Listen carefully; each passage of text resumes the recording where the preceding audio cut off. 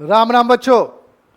हमारे ग्रेजुएशन वो बच्चे जो सेमेस्टर फर्स्ट में अभी नए नए एडमिशन लिए, मतलब वो भी जस्ट 12th करके, वो बीकॉम वाले जो हैं, जो सेमेस्टर फर्स्ट वाले हैं, जिनके सिलेबस में फाइनेंशियल अकाउंटिंग की बात करनी है, वो बच्चे जो बीबीए सेमेस्टर फर्स्ट या सेकंड सेमेस्टर में उनका जो फाइनेंशियल अकाउंटिंग में जो टॉपिक है, जो चैप्टर है हायर परचेज सिस्टम, मतलब वो सारे बच्चे जिनका अकाउंटेंसी में हायर परचेज सिस्टम की बात आती है, हम उसकी चर्चा आज करने बैठे हैं। हायर परचेज सिस्टम नाम क्या है भाई? हम लोग इससे रूबरू each and everyday real life में होते हैं। आज के डेट में कोई भी व्यक्ति, चाहे उसके पॉकेट में पैसा हो या ना हो, कोई भी वस्तु ले सकता है। कैसे सर? फाइनेंस करा लेगा सर, धीरे धीरे देते जाएगा। आज के डेट में ऐसी बहुत सारी सुविधाएं आ गई है, बहुत सारे हमारे फाइनेंशियल पार्टनर आ गए हैं जो हमें फाइनेंस करने के लिए बैठे हुए। उसी टर्म का बात है यहां, हायर परचेज सिस्टम। मतलब हम कोई भी असेट जो परचेज करते हो, वस्तु जो परचेज करते हो, उसकी जो इंस्टॉलमेंट है वो हम धीरे धीरे पे करेंगे। बट वो सिस्टम जो हम रियल में जो हमारे यहां चलता है, उस सिस्टम का नाम है इंस्टॉलमेंट पेमेंट सिस्टम। यहां नाम है हायर। हायर मीन्स किराया। यहां पर एक टर्म कहता है कि आप जिस दिन आप साइनिंग अमाउंट पे करते हो, डाउन पेमेंट करते हो, उस दिन से वो असेट्स आपको यूज करने के लिए मिल जाएगा। बट उस असेट्स पर आपका नाम उस दिन तक ट्रांसफर नहीं होगा, पावर ऑफ अटॉर्नी उस दिन तक आपके नाम पे ट्रांसफर नहीं होगा जब तक कि आप फाइनल पेमेंट ना कर दो। ऐसा हायर परचेज सिस्टम कहता है। कंफर्म है कि इस तरह की जो सिस्टम है उसमें हमें जो उसकी ओरिजिनल वैल्यू उससे ज्यादा पे करना पड़ता है, क्योंकि इंटरेस्ट देने की बात होती है। हाँ, इस तरह के सिस्टम या इंस्टॉलमेंट पेमेंट में भी अब ऐसी बातें आ गई कि आप अगर पेमेंट नहीं करते हो, आप डिफॉल्ट हो जाते हो किसी इंस्टॉलमेंट में, आपको वार्निंग पे भी आप पेमेंट नहीं करते हो, तो आपके फाइनेंसर जो है फाइनेंशियल पार्टनर, आपके वो असेट्स जो आपने खरीदा था, उनसे इंस्टॉलमेंट में फाइनेंस करवाया था, वो असेट्स वो आपको सीज करके लीगली लेके चले जाएंगे। उनकी लीगल राइट रहती। तो आइए इसके बारे में कुछ और समझे, कुछ कैलकुलेशंस करना समझे। भाई हम मान लो 5 इंस्टॉलमेंट है, तो इंस्टॉलमेंट पर इंटरेस्ट कैसे कैलकुलेट करेंगे, इच एंड एवरी इंस्टॉलमेंट का कैसे जाएगा, ये समझने के लिए जरूरी है। आइए बच्चों, हम देखते हैं आज का इंट्रोडक्शन हायर परचेज सिस्टम पे। कहता है हायर परचेज इज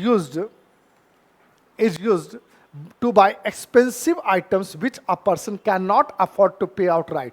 मतलब एक्सपेंसिव मतलब जो इसका हैवी कॉस्टिंग हो, वैसे का। A down payment is usually paid the balance is paid over several monthly installments, yearly installment, quarterly। जैसे भाई दो के बीच के एक खरीदने और एक फाइनेंस कराने वाले के बीच में जो टर्मिनोलॉजी बना। Here possession of goods is transferred immediately but payment is made in installment।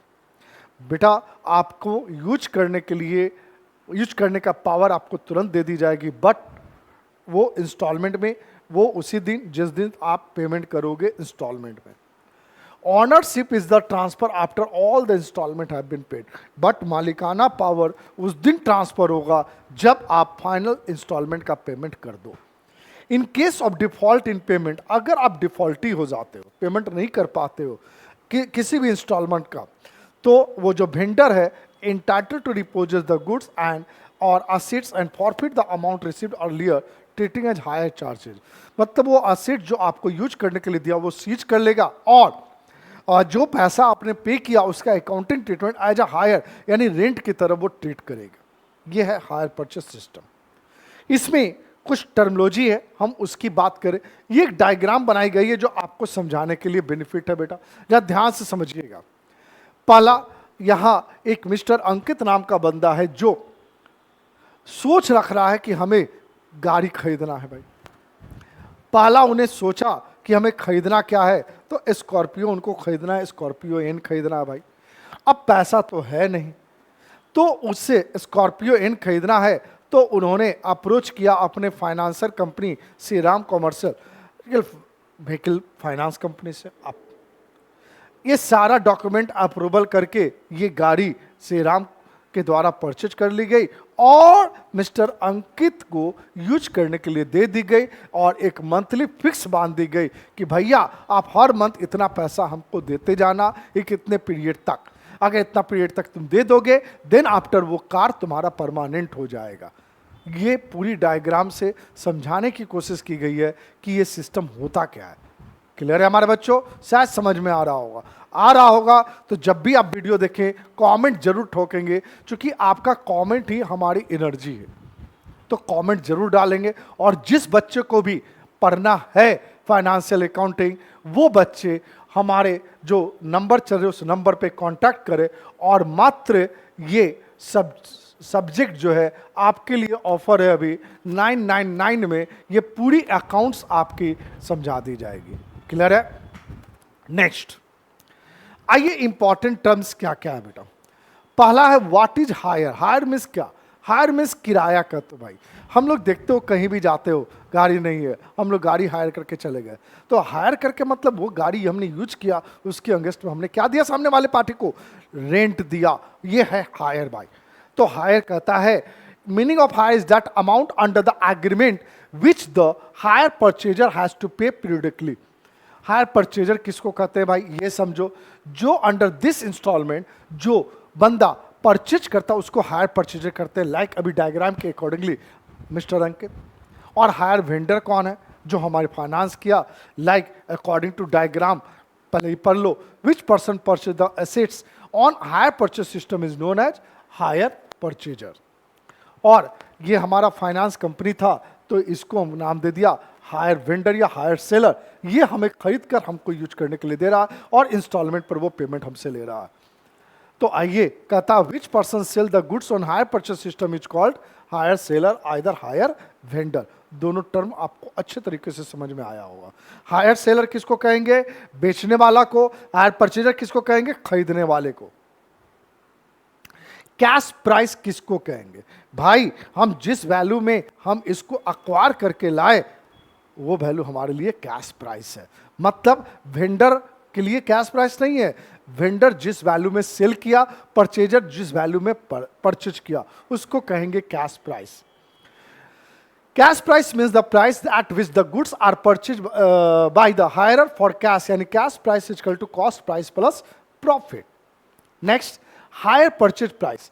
भाई जो कैश प्राइस है उसमें टोटल इंस्टॉलमेंट का इंटरेस्ट जोड़ दो तो आ जाएगा वो hire purchase price. It means actual amount paid to the vendor, hire vendor by the supplier is known as hire purchase price. मतलब फाइनली जो अमाउंट हायर परचेजर के द्वारा वेंडर को पे की जाती है उसको नाम दी गई hire purchase price. Hire purchase price the selling price of goods और assets in which interest is included. It is also known as hire purchase price. Hire purchase price cash price plus total amount of interest, either इसको एक और term में समझो, जो down payment करते हो plus total amount of instalment. बात बराबर है, बात बराबर है बेटा। इंस्टॉलमेंट अगर आपकी मंथली बनी है तो मंथ बाय मंथ आप जो दे रहे हो, तो इंस्टॉलमेंट में हमेशा याद रखना इंटरेस्ट इंक्लूड रहता है, इंटरेस्ट इंक्लूड रहता है। ऐसा नहीं है कि पहले आप इंटरेस्ट दे दो फिर प्रिंसिपल अमाउंट दो ना, इंटरेस्ट इंक्लूड रहता है, मंथली हो क्वार्टरली हो, उसी को इंस्टॉलमेंट कहते हैं।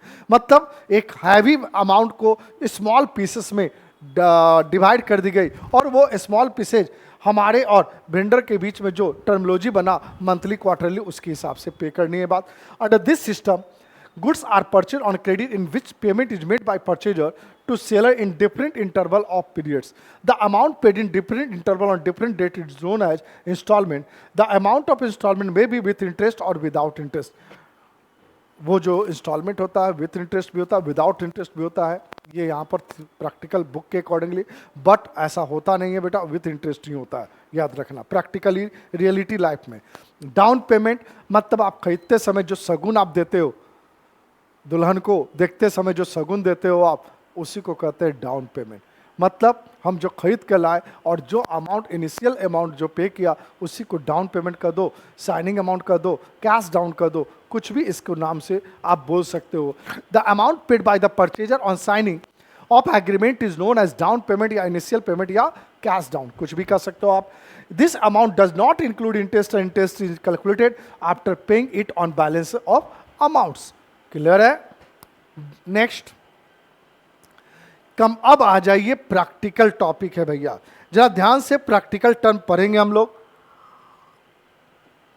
Computation of interest in each instalment. अब इसमें दो भाषा होगी, हर इंस्टॉलमेंट में इंटरेस्ट इंक्लूड है कि इंक्लूड नहीं है, हम कैसे हर इंस्टॉलमेंट का इंटरेस्ट कैलकुलेट करेंगे। The difference of hire purchase price and cash price of an assets is called interest which is revenue expenditure for hire purchase and revenue income for hire vendor. This interest is paid by the hire purchaser in certain years or months or installment as received by hire vendors.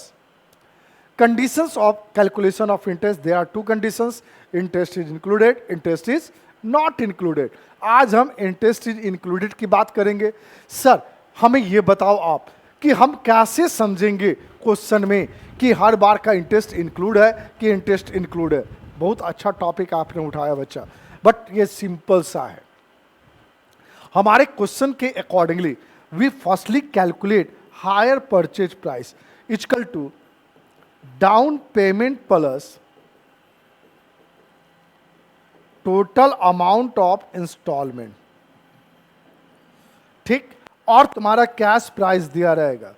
अगर hire purchase price is more than cash price then interest is included, equal than cash price then interest is not included. बहुत simple सा समझने का तरीका है।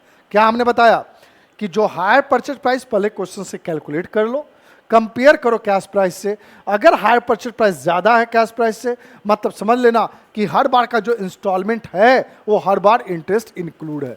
Clear है? Next कहता है it means the amount of hire purchase price is more then the amount of cash price. शायद अभी आपको यही समझा रहा था हमने। आइए आपके पास एक क्वेश्चन है, जरा ध्यान देंगे। Computation of interest in each instalment when interest is included, ये तो यहां पर दे रहा, पहले क्वेश्चन समझना है यार। SRSP लिमिटेड कंपनी परचेज किया मोटर लॉरी SISM से। अब समझ ले SRSP मेरा हायर परचेजर है और SISM मेरा हायर वेंडर है और असेट्स का नाम मोटर लॉरी है। हायर परचेज एग्रीमेंट पर किया 1 अप्रैल 2023 को। डाउन पेमेंट करना 10,000 रुपया, एग्रीइंग टू पे 3 फर्दर इंस्टॉलमेंट, यानी 3 इंस्टॉलमेंट में पे करना, और इंस्टॉलमेंट का हर बार का अमाउंट करा 11,000 बराबर बराबर, और हर 31 मार्च अगले साल, यानी ईयरली इंस्टॉलमेंट है, हर अगले साल के 31 मार्च तक हमको पेमेंट करना है। जबकि कैश प्राइस उस असेट्स का 40,000 है और इंटरेस्ट चार्ज हो रहा है हर बार 5%। सबसे पहले निकाल तुम कि भाई इंटरेस्ट इंक्लूड है कि एक्सक्लूड है। पहले हायर परचेज प्राइस निकाल ले बेटा, cash price plus total instalment, total amount of install. हमने कैश प्राइस दिया 10,000 रुपया और 11,000 का 3 इंस्टॉलमेंट है बेटा, 10,000 और 3 इंस्टॉलमेंट 11,000 इच, 33,000।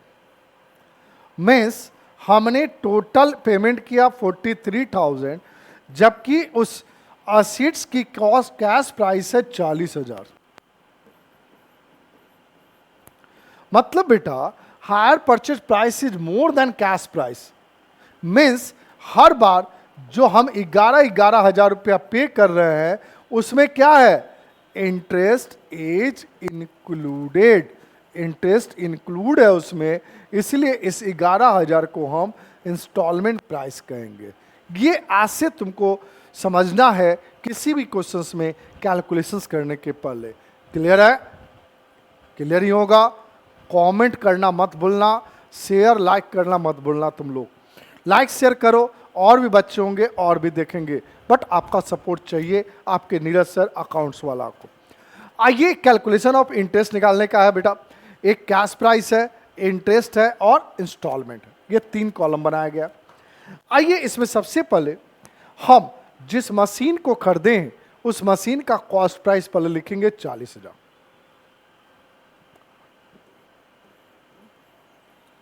अगर आपके द्वारा डाउन पेमेंट की गई है तो डाउन पेमेंट माइनस कर दो, क्योंकि डाउन पेमेंट कर देने के बाद इंटरेस्ट उस वैल्यू पर नहीं लगेगा। अब हमारा at the end of first instalment यानी फर्स्ट ईयरली इंस्टॉलमेंट है, तो हमारे यहाँ टोटल 30,000 रुपया बाकी है यार। तो 30,000 पर फाइनेंस कंपनी हम पे इंटरेस्ट चार्ज करेगी 5% के आधार पे, तो तुम्हारा इंटरेस्ट हो गया बेटा 1,500। अब जो 1,500 आया, आप करना क्या, जो 11,000 तुम्हारा आईपी है उसमें चूंकि इंटरेस्ट इंक्लूड है, इसलिए इंटरेस्ट को बेटा उसमें से एक्सक्लूड कर लो यानी माइनस कर लो, और जो रिजल्ट आ रहा है 9,500 वो कैश प्राइस हो गया। मीन्स आपने फर्स्ट इंस्टॉलमेंट में जो 11,000 पेमेंट किया फाइनेंस कंपनी को, उसमें 1,500 रुपया इंटरेस्ट का है, बाकी प्रिंसिपल अमाउंट का है। जो तुम्हारा 1,500 रुपया प्रिंसिपल अमाउंट निकला बेटा, वो सेकंड सेमेस्टर यानी सेकंड इंस्टॉलमेंट के लिए कैश प्राइस ड्यूज अमाउंट निकालने के लिए उसको माइनस कर दो 9,500, तो आपका बेटा बच गया 20,500। अब सेकंड इंस्टॉलमेंट पर इंटरेस्ट जो बाकी है होगा 20,500 का 5%, 10,125 होना चाहिए शायद, 10,125। फिर यहां पर कहानी सेकंड इंस्टॉलमेंट का भी 11,000 है बेटा। ये लाइन डबल लाइन जरूर घिसना, इसका कोई यूज नहीं है नीचे। 10,125 रुपया इंटरेस्ट का घटा देना बेटा, निकल जाएगा बेटा कैश प्राइस। क्या निकलेगा? कैश प्राइस 9,975 रुपया तुम्हारा निकल गया। फिर लास्ट इंस्टॉलमेंट का माइनस कर लो 9,975 माइनस 20,500, 10,525। ठीक, अब थोड़ा सा स्टे कर लो, काहे के लिए सर? अब देख यहां पे हर बार का इंस्टॉलमेंट इक्वल है, तो लास्ट ईयर इंटरेस्ट जो कैलकुलेट करोगे वो डिफरेंस निकाल लेना, वो फार्मूला यूज मत करना। मतलब यहां पर एक स्टेटमेंट लिख देना बेटा, the last year interest will be